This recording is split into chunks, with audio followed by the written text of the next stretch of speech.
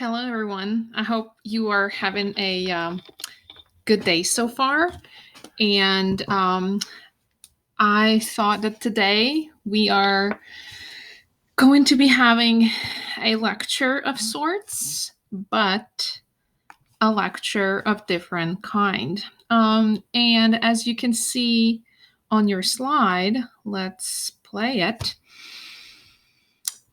Upon perhaps grading your exams, I have come to a observation that some of you, I'm not saying this applies to everyone, but some of you could still use a little bit help when it comes to the question of how to write an essay. And in retrospect, if I could do things differently, I perhaps should have recorded this lecture sooner and have given it to you prior to the exam one. But it's entirely okay. I mean, it's fine. This is just your first exam. Things are not drastically bad. Don't feel like I'm scaring you by giving you this presentation. Everything is fine. We are all still learning. This is why we're doing this. This is the purpose of, education, school in general. And so I hope that you will find this helpful. And so during our previous lecture, you've learned the ins and outs of the American Revolution, and I've concluded that I kind of have said pretty much all there is to say about this topic.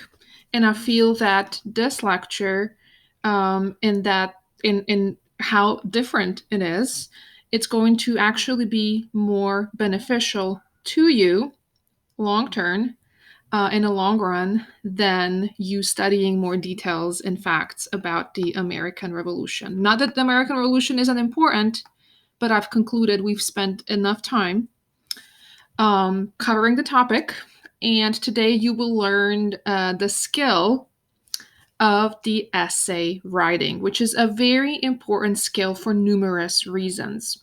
Not only will the appropriate technique of writing an essay be beneficial to you in the long term. So when you are continuing your education, whether it's high school, whether it's, college, but I think there's just something to be said about being able to construct a solid essay. And it doesn't matter if it's for a history class, it doesn't matter if it's for, um, English class, if it's for the science class, if it's for just writing emails, if it's just something as plain as, writing, I don't know, CV even. I think there you always have to think about organization and how you are constructing your sentences, but more particular, how you are constructing the text itself. How is it organized on the paper? Okay. So I hope you will find this presentation helpful. I hope you will stick with me through the end. And I hope that you will find it beneficial for you in the long run, not just in the context of a history class, but in terms of you writing in general. And we all can use, including myself, we can all use a little bit of help when it comes to just honing on your craft of writing. Now, before we start, I will also say that before your first exam, you were given a study guide in which you, of course, found the essay questions, but also the study guide very briefly had explained to you how to effectively write an essay. So if you haven't done so already, I will encourage you to go and download that document to study it in more detail.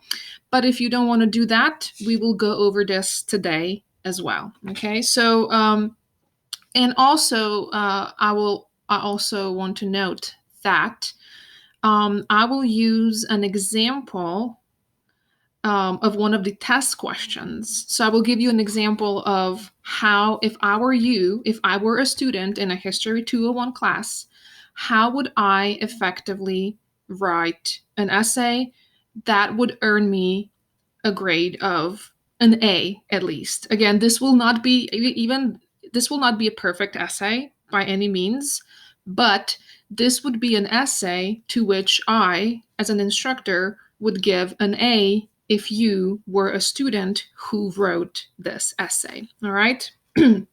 Now, let's start by saying that or declaring what the essay parts are. And the parts of each essay are, of course, introduction, body paragraphs, and conclusion. So, in the introduction, ideally, the purpose of the introduction is that you introduce the reader to the topic of your essay. Even though I'm the one who gave you the test prompts, the essay prompts, the actual questions, you still formally need to write an introduction in which you write about that topic in a very broad, non-specific, and very general terms. So you will briefly introduce the content of the whole essay in your introduction. All right. Then you would also tell me about body paragraphs. And think of body paragraphs as the place in which you are giving me the juice, in the place in which you are giving me the details. So you're moving away from specifics, which you told me about in the introduction, and you are giving me the exact details supported by evidence. Okay, so in body paragraphs, as many in as many as you need to. It doesn't have to be 2 or 3 or 10, as many as you feel it's necessary.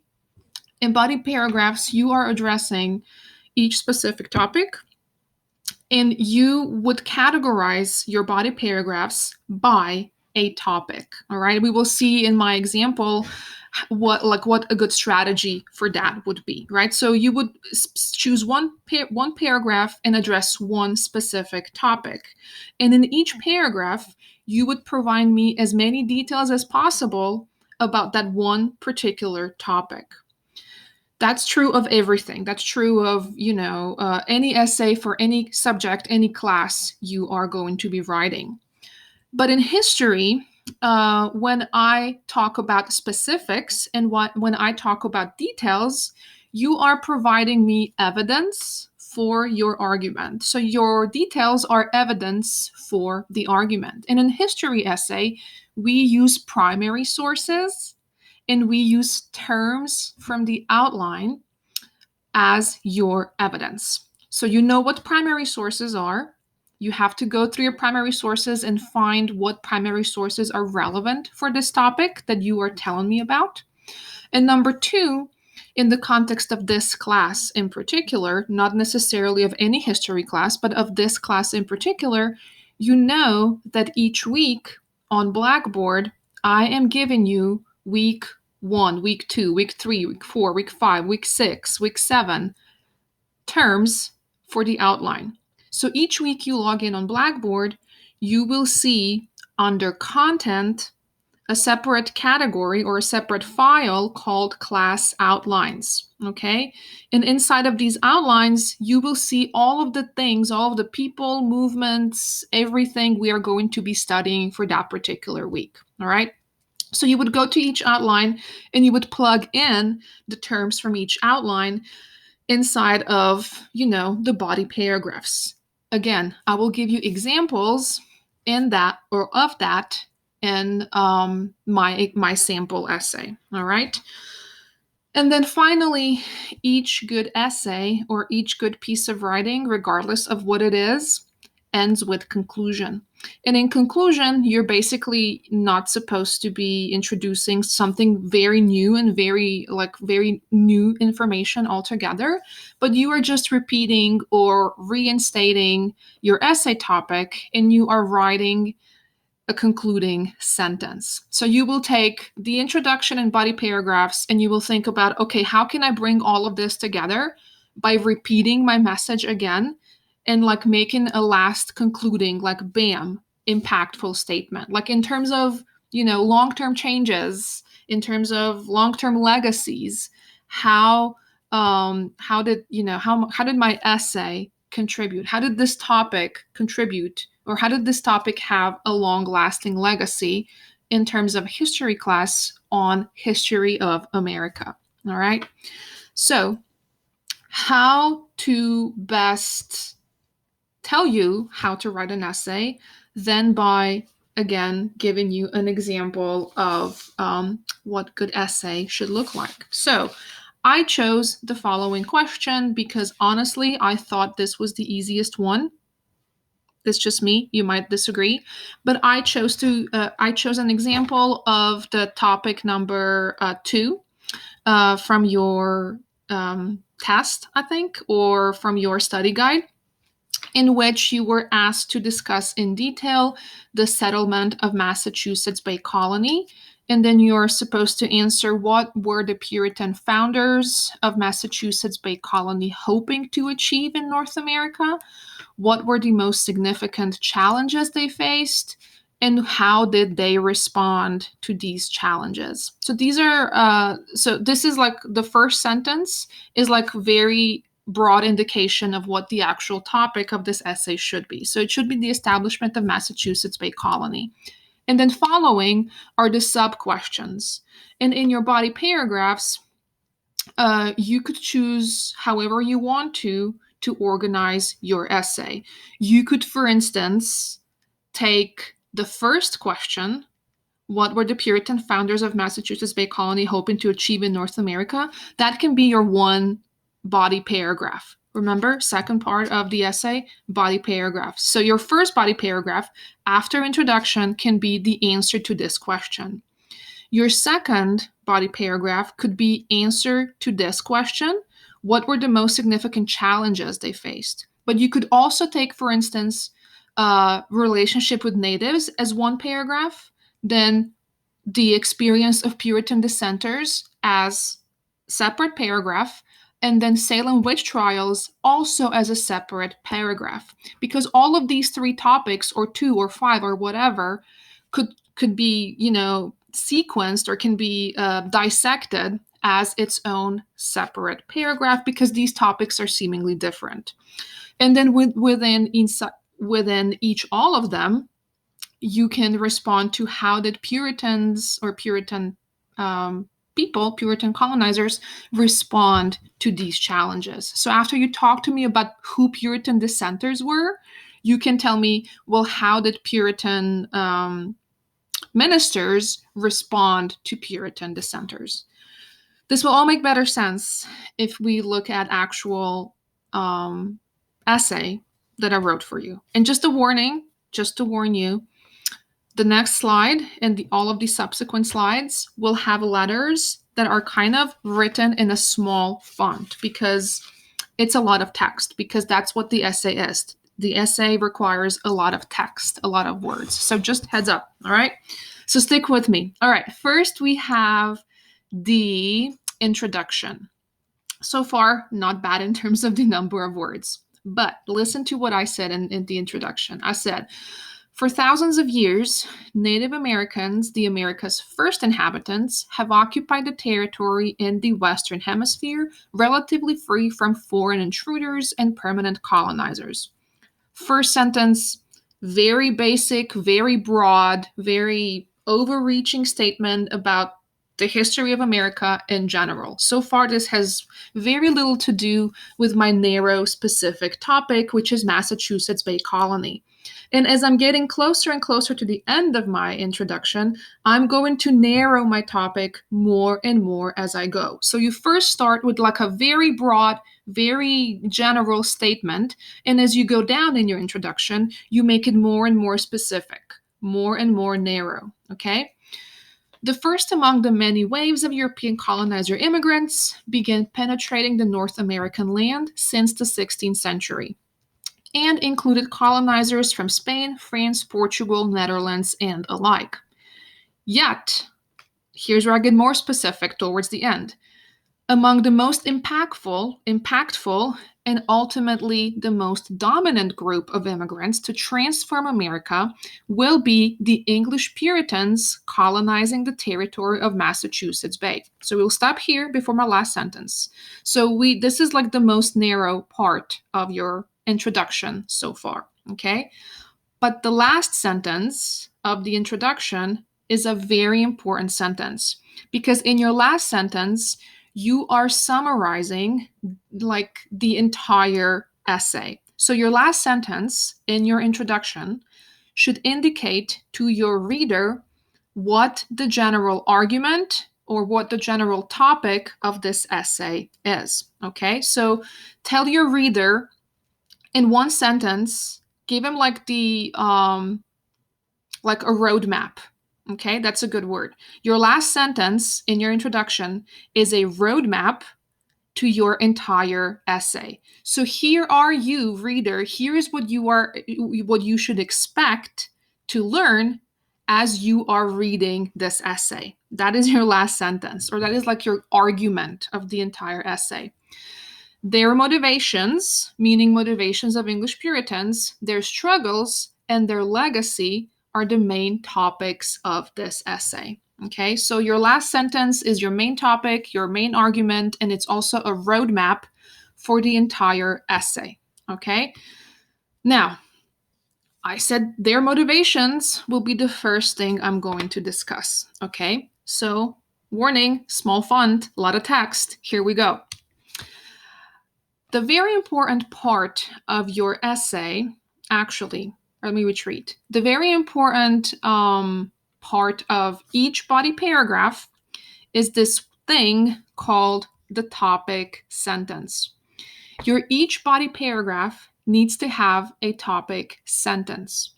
And topic sentence is one sentence in which you are explaining to me the content of this entire paragraph. So you're kind of indicating, oh, as you are reading this paragraph, here is what you will learn. Okay, so in like one statement, tell me what this one paragraph is about. Okay, I just told you that I will be discussing motivations. Okay, so in this first paragraph, I am talking about motivations in the following way. My topic sentence is: English immigrants arrived to North America hoping to introduce more humane settlement, to fulfill their religious liberties, and prosper economically. Okay, so I said motivations will be one of the things I'll be discussing.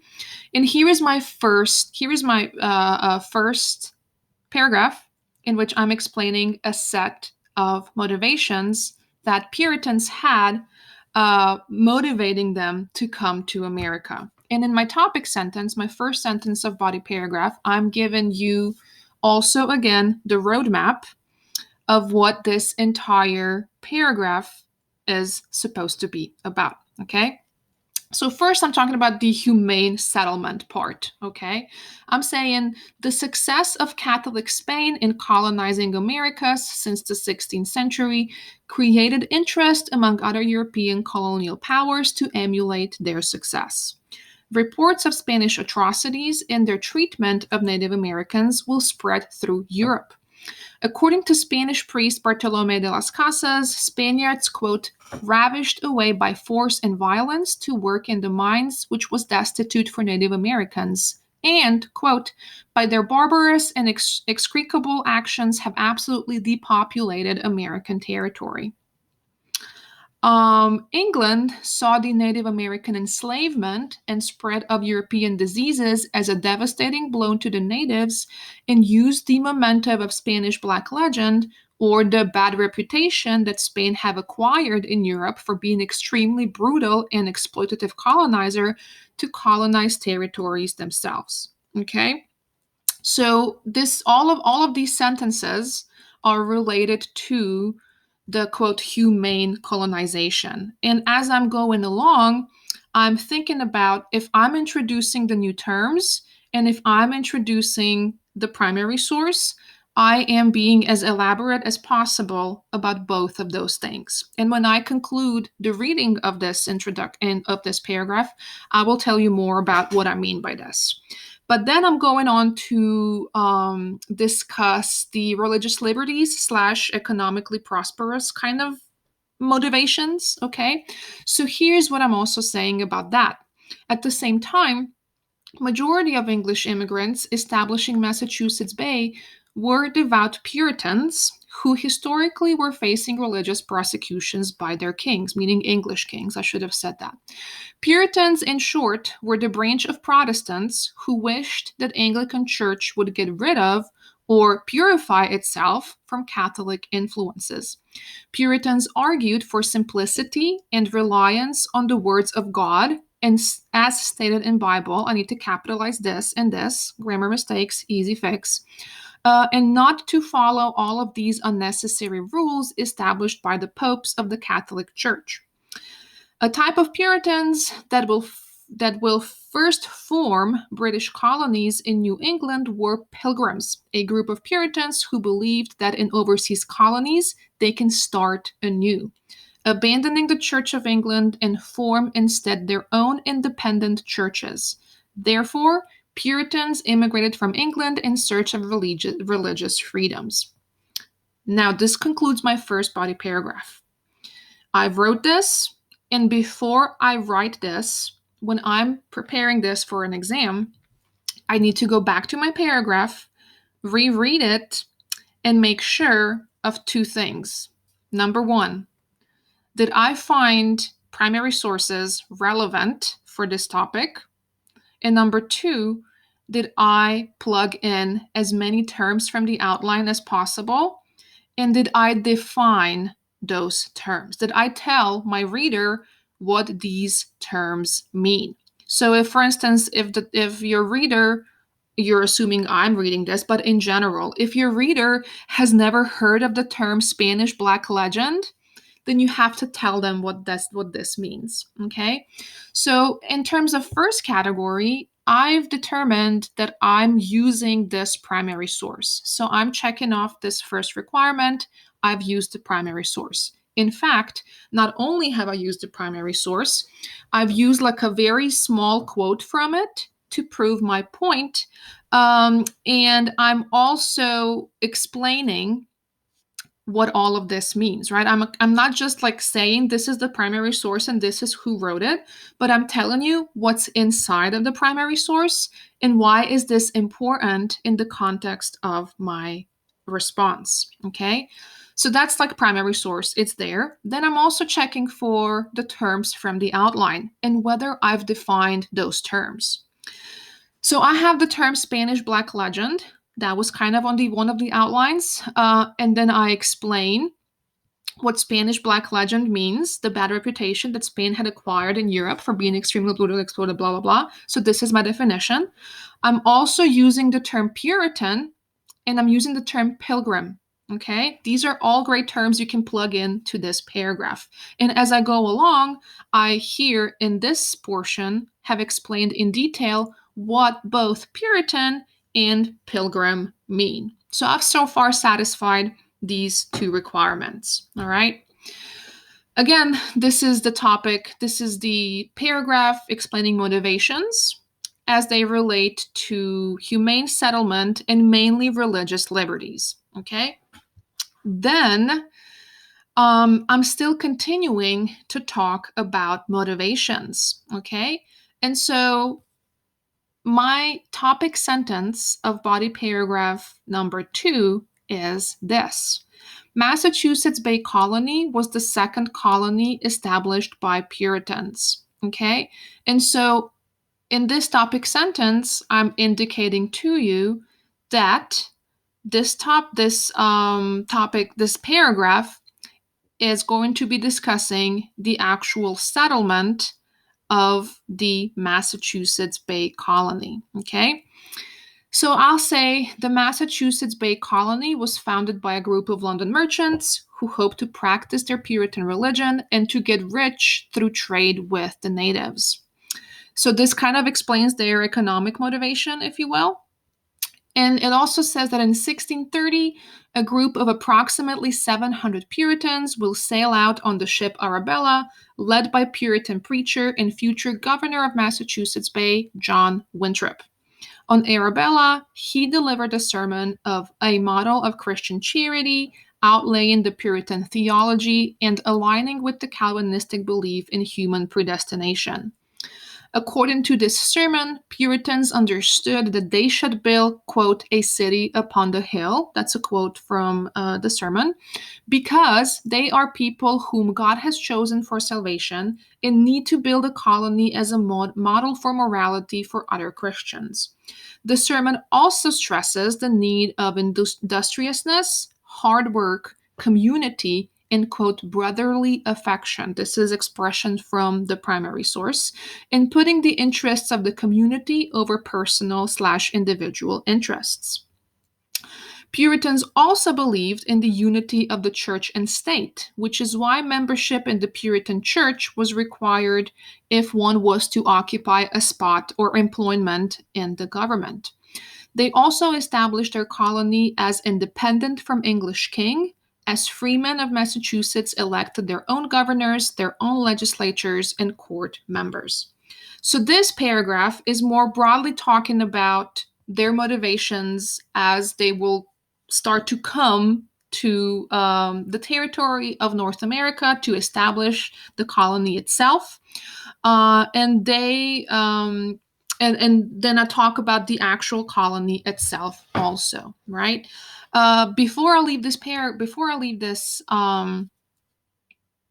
paragraph, I will do the same thing as I did for my first one. I will check whether I've made sure that there is a primary source I can plug in here, which is exactly what I did. I plugged in A Model of Christian Charity by John Winthrop. And I'm going to talk about what this primary source is about. Like I said, it outlines the Puritan theology, and I'm explaining to you the details of this primary source by either using the quotes or paraphrasing from the actual primary source. And also, I am making sure, my second thing I have to make sure of is, have I plugged in the terms from the outlines that would be helpful evidence for this topic of how Massachusetts Bay Colony was established. I've used the example of, you can actually argue, I think Arabella was on your outline. So I said the Arabella was the ship. John Winthrop was there too. John Winthrop, was a Puritan preacher and future governor of Massachusetts Bay. So don't just tell me, oh, and there was this guy, John Winthrop, and he wrote this primary source, right? No, tell me who John Winthrop is. What is his role? When did this happen, right? 1630, that's important. Well, the year is not as important as all of the other information.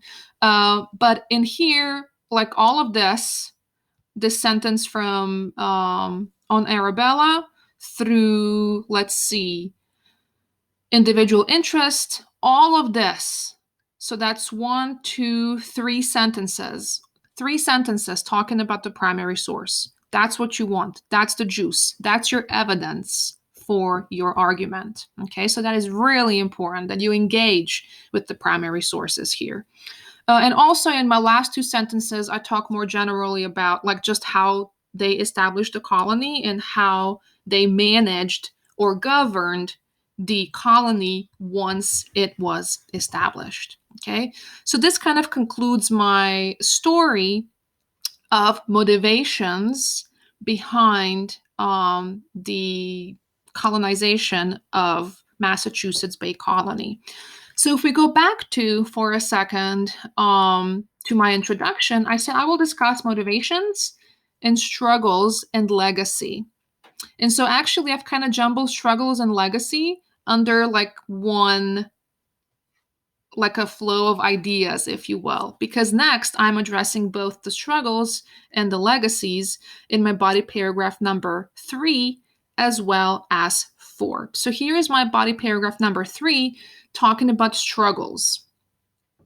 My topic sentence, my very general sentence stating the purpose or the topic of this one paragraph is this: regardless of their initial success, Massachusetts Bay also faced its challenges. So this indicates to your reader, oh, here's what I'm talking, here's where the challenges would start to hit, right? These challenges were mainly related to their strict religious rules. People like Roger Williams and Anne Hutchinson challenged Puritan theology and argued for individual approach in interpreting the scripture, meaning the Bible. Both argued that individuals have the capacity to understand the words of the Bible without following strict Puritan hierarchy and relying on Puritan ministers for guidance. Roger Williams stressed that church and state need to rule separately and that each person was or has the right to practice any religion, not only Protestantism. He will be exiled, but will establish a separate colony of Rhode Island known for religious toleration and friendliness with Native Americans. Anne Hutchinson was criticized by the Puritan establishment because Puritans did not believe a woman should preach sermons in the church. She organized independent church meetings in her house, but the Puritan authorities accused her of blasphemy and expelled her from church. She and 60 of her followers will join Roger Williams in Rhode Island, which will be a colony welcoming all of the religious dissenters. So here I see I actually don't have a primary source, but that's okay. Sometimes you will not be able to find one because I did not assign you one to read about particularly just Anne Hutchinson or Roger Williams. But here's what does happen in this paragraph. I am using two people, two terms from the outline, Roger Williams and Anne Hutchinson, to explain to you how they fit into this topic of Massachusetts Bay Colony. All right. So first, I'm talking about both of them in very general terms, right? So both argued individuals have the capacity, blah, blah, blah. So I'm starting with including both of them very generally. But then as my paragraph goes on, I made it even more and more narrow, more and more specific to each two of them. So I particularly said what stands out in Roger Williams. So how is Roger Williams in his action? How are they different from Anne Hutchinson, right? And then what was so special about Anne Hutchinson herself? Well, she was a woman. That's what, that was like a very important feature about her descent or in the way in which she was expelled, right? So I'm explaining both first, and then I'm talking about each one of them specifically. That's like one of the features or one of the methods you can employ to make your essay really effective. But regardless of what you do and how you do it, please make sure that you wouldn't just mention, oh, and there was Anne Hutchinson and she was a woman and she was expelled, and then there was Roger Williams and, he was expelled too because, he didn't fit in with the Puritans. That's true, but tell me how. Tell me how are the two different? Tell me more details about them so I know that you understand the problem that Puritans had with both Anne Hutchinson and Roger Williams. They are very important. Okay, and lastly, my last paragraph is about the witch trials, okay? And I'm sure that those of you who have answered this question have at some point brought this up. And here's what I had to say about it. Again, first sentence, topic sentence that in very general terms describes what's to follow in this paragraph. I said, aside from religious dissenters, Puritan legacy in Massachusetts Bay was also troubled by the phenomenon of witch trials. Bam. You know that this paragraph will be about the witch trials. That's what you need to do. Then I said, although alternative forms of spirituality were common throughout Europe in the past, the belief in magic, superstitions, and witchcrafting has crossed Atlantic by 17th century. I'm going to stop here because my second sentence is still kind of very broad, very general, talking about witch trials or actually witchcraft and the space it occupies in the world in general. And then I'm going to make it more and more narrow again. I said Salem in 1690s will become the epicenter of witchcraft accusations and trials. An event to set in motion widespread chaos was an instance in which a native woman named Tituba reportedly aimed at the daughter and the niece of a prominent Puritan preacher with a fortune-telling game that involved dropping an egg white into a glass of water to see whom the girls will marry. So this is, again, very specific. She was put on trial, meaning Tituba, forced to confess, and then imprisoned for witchcraft. Multiple other women, men, and children will face the similar fate. as the only way to escape imprisonment was to accuse someone else of witchcraft, regardless of dubious evidence. In fact, as seen in the primary source accusations of witchcraft, BAM, people testified of their parents turning them into witches, and the court admitted various dreams and visions as credible evidence. After a year of snowballing accusation, approximately 200 people were accused and at least 14 killed because they denied witchcrafting. The incident of Salem witch trials serve as an example of how rigorous religious rules, coupled with people's insecurities and even boredom, could lead to chaos. Okay, so here's what I'm doing here. First, I'm going to check off, do I have the primary source to plug in here? Of course I do. Accusations of witchcraft. And then in this one sentence, I'm giving you just like a brief synopsis of how it fits into this topic, right? And then also, what also stands out here is the term from the outline. We have tituba. I think that was like the only thing that I can point out that's coming straight from the outline. But not only do I mention Tituba, and she was this native person who, was accused of witchcraft. I mean, we know that, right? But you need to give me more detail. How precisely was she related to the witch trials? What did she do to put her there in the first place? Could you have given me even more information about Tituba? I mean, even I could have given more information about her, but I've decided that this is sufficient enough because, I could go on forever, but you also need to make sure that, you are keeping things kind of concise while at the same time providing a lot of detail. And so here I'm talking about witch trials in a way that's very general still, but also providing both primary sources and also providing terms from the outline. And just to conclude this, something else I was going to say about this paragraph. Oh, yes.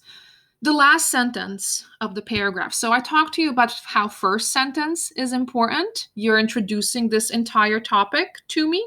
Then you are introducing small details, specificities, information from primary sources in terms of the outline. But then your last sentence also kind of serves like a summary or a conclusion of your paragraph. So to really like ingrain into you how important structure is, you could think of each paragraph, each body paragraph, as like the miniature essay of its own, because it has introduction, it has a topic sentence telling you about what this paragraph is about, it has the juice, it has the details, it has the primary sources, it has the terms from the outline, and it has the last sentence, which is kind of a conclusion, overall takeaway, the legacy of this thing, right? Why is it important on a larger scale? What is the significance of this thing, right? It also has like a miniature conclusion in the last sentence, right? So this is how a good one body paragraph looks like inside of the broader context of the entire essay in general, okay? Then conclusion of the entire essay is your last point. My conclusion says that since 1630, Puritans envisioned American lands as a place in which they could fulfill their dreams of religious liberties. Very broad, very general, but kind of also specific about the essay itself. But on this, quote, city upon a hill, there was no space for Puritan dissenters such as Roger Williams and Anne Hutchinson, alleged witches, those unwilling to pledge allegiance to Puritan theology, or Native Americans. Puritans adopted practices similar to the rest of English colonizers regarding the treatment of Native Americans.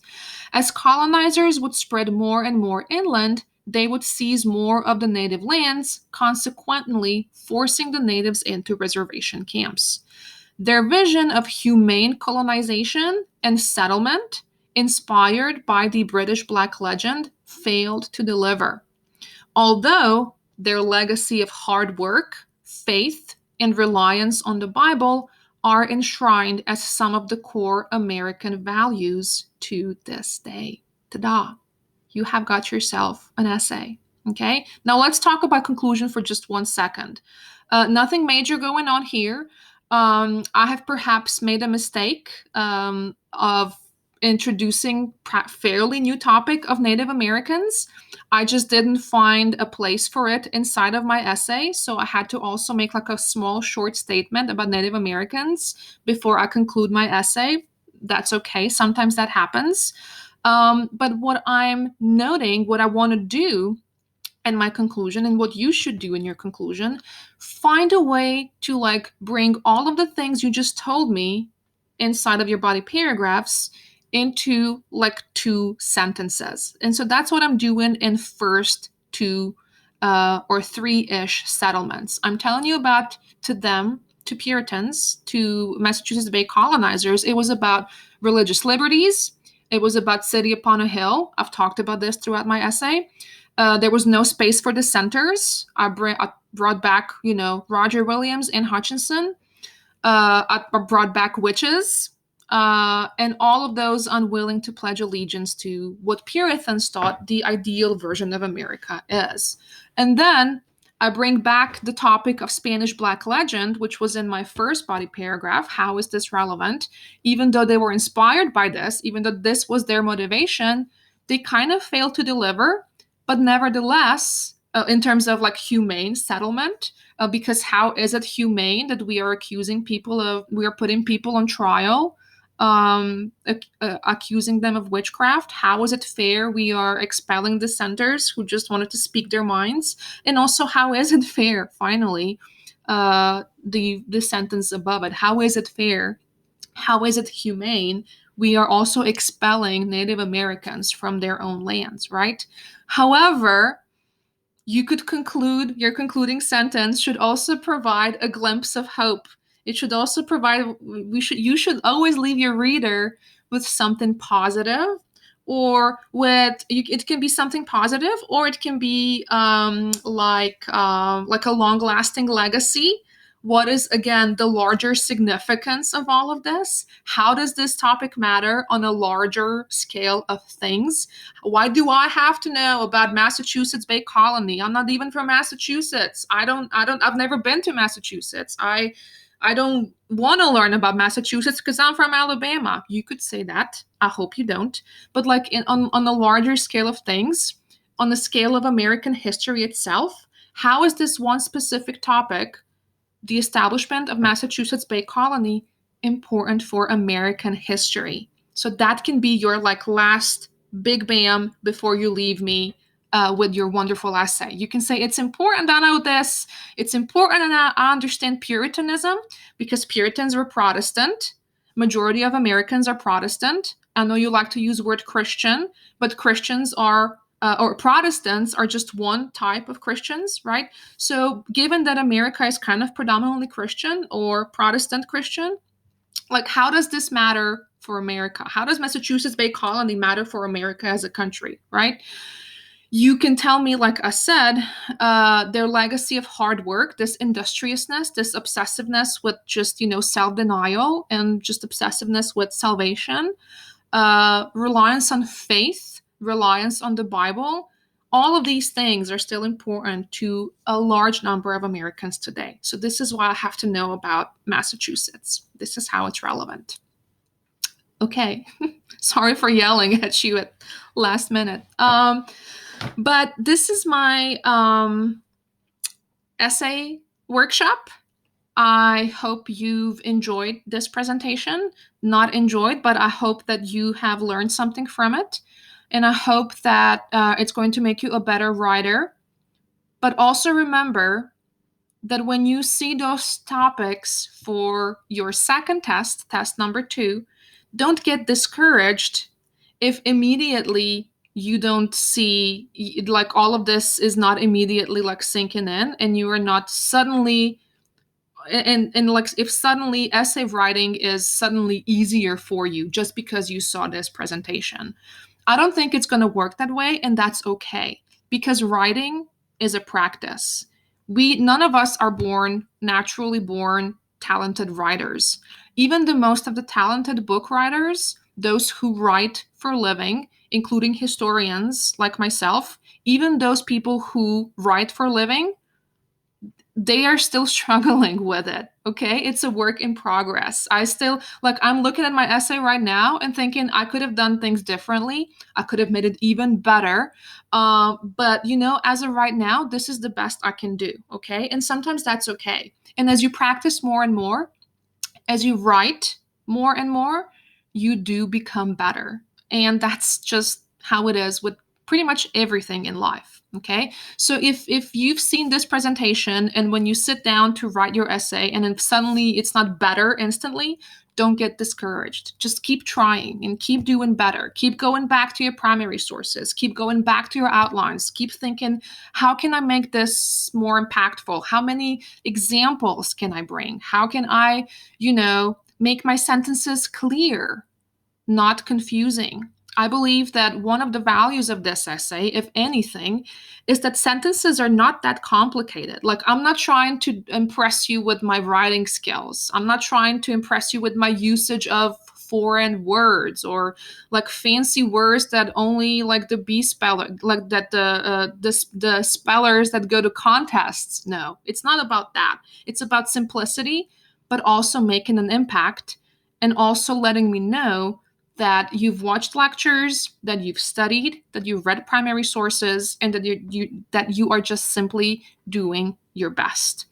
My tongue is escaping me because I had way too much coffee, and so I think this is a perfect time for me to stop my video, have even more coffee, and get to preparing for the next week's lecture. And next week, we will talk about ins and outs of the America as a young nation in the making, constitution writing, constitutional conventions, and all that good stuff. All right. Until then, have yourself a wonderful rest of the week. And let me know if this was helpful. Okay, let me know if it wasn't. Let me know if you wish to see more of the workshop type of things. And I'm open for suggestions, comments, feedback any day, and questions also. All right, have a wonderful day. Bye bye.